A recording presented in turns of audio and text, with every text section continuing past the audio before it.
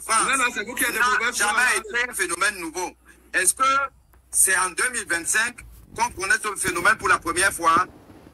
Sinon, si oui, quelle est la loi qui encadre ça de manière explicite? Même comme on nous a dit ici là que la loi, il faut savoir l'interpréter. Alors, quelle est l'interprétation juridique qu'il faut donner à cette transhumance politique? Est-ce qu'il y a jurisprudence sur ce phénomène de transhumance politique?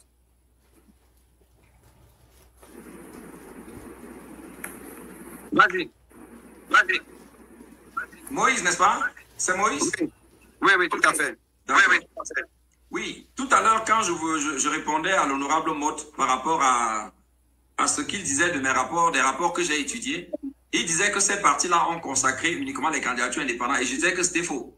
Parce que ces rapports n'auraient aucun sens. J'ai dit, ces rapports n'auraient aucun sens si les pays en question avaient consacré la candidature indépendante ou bien s'ils avaient consacré le mandat impératif.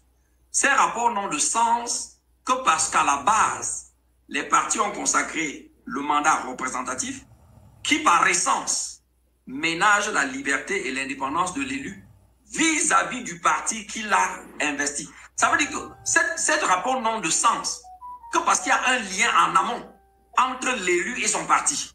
Donc, s'il n'y avait pas ce lien-là, ces rapports n'auraient aucun intérêt. Donc, il s'agit bien des rapports conduits sur les pays qui consacrent le mandat représentatif et qui prévoient également la présentation des candidatures pour l'élection par les partis. Et donc, maintenant, la question qui se pose, c'est quel est le statut de l'élu? Quel est le type de lien qu'entretient l'élu et son parti lorsqu'il le quitte, alors qu'il a bénéficié de son investiture? C'est vraiment l'objet de ces rapports. Et donc, c'est que c'est tous ces pays, qu'il s'agit du rapport du Conseil de l'Europe, qui traite d'une soixantaine de pays, ou bien du rapport de l'Assemblée parlementaire de la francophonie, qui traite de 23 entités francophones, de 23 entités étatiques francophones, tous ont en commun d'être des entités qui ont consacré le mandat représentatif. Alors, donc pour dire que la liberté de nomadisme, comme je le dis, est un corollaire naturel du mandat représentatif. Ça veut dire que lorsqu'un pays a opté pour le mandat représentatif, il consacre le principe selon lequel l'élu qui a bénéficié de l'investiture du parti est libre au lendemain de son mandat d'y rester par loyauté ou bien de le quitter. Et donc, en le quittant ou bien en restant, il ne perd pas son mandat. Et c'est dans ce sens qu'il faut comprendre la notion d'intangibilité du mandat. Le mandat appartient à l'individu. Et en dehors de la mort, rien ne peut lui faire perdre son mandat. Donc quand les gens parlent de l'intangibilité du mandat, ou bien de l'irrévocabilité, mais ils lui donnent un contenu qui ne correspond pas à ça. Quand on dit que le mandat est irrévocable, ou bien intangible, ça veut dire que c'est l'affaire de l'élu. Il n'appartient pas au parti. Et étant dans l'affaire de l'élu, libre de rester dans son parti ou non, il promène son mandat partout. Donc, la liberté de nomadisme est un corollaire du mandat représentatif.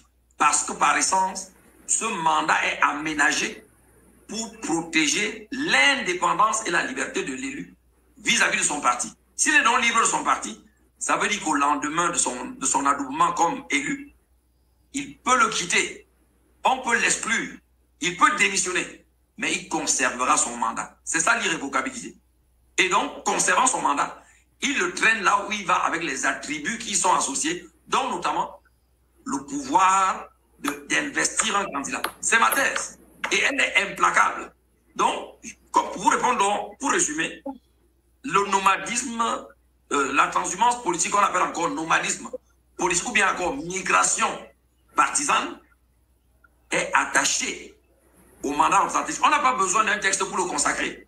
C'est une conséquence naturelle du mandat représentatif qui est aménagé au profit de l'élu pour garder sa liberté vis-à-vis du parti. Merci.